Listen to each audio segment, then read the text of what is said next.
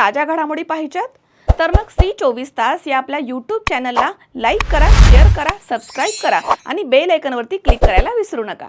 Sindkhed police ठाण्याच्या हद्दीमध्ये येत असणाऱ्या मौजे सारखणी इथे दरोडा टाकण्याच्या तयारीमध्ये असलेल्या घातक शस्त्रासह 6 आरोपींना सिंदखेड पोलीस ठाण्याचे सहाय्यक पोलीस निरीक्षक रमेश जाधवर यांनी आपल्या कर्मचाऱ्यांसोबत ताब्यात घेतला आहे।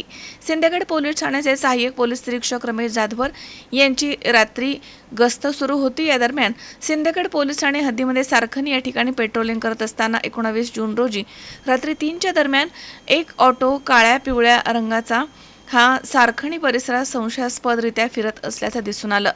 पोलीस गाडी पाहून ते ऑटोमध्ये दबा धरून बसल्याचं दिसून आलं।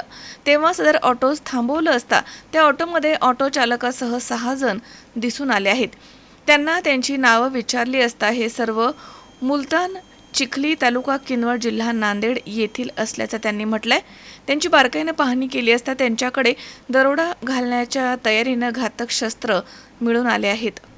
रमेश जाधवर सहाय्यक पोलीस निरीक्षक पोलीस स्टेशन सिंदखेड यांनी घटनास्थळी पाहणी करून नमूद आरोपींविरुद्ध गुन्हा दाखल करून सदर गुन्ह्यामधील आरोपितांस अटक केली आहे।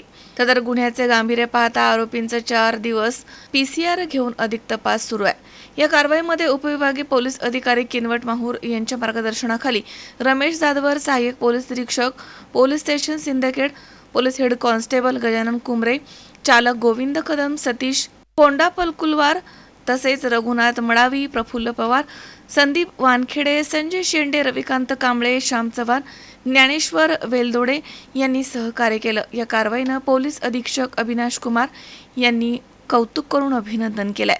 मजहर शेख, सी24 तास, नांदेड। ताज्या घडामोडी पाहिजेत तर मग आपल्या सी24 तास या YouTube चॅनलला लाईक करा, शेअर करा, सबस्क्राइब करा आणि बेल आयकॉनवरती क्लिक करायला विसरू नका।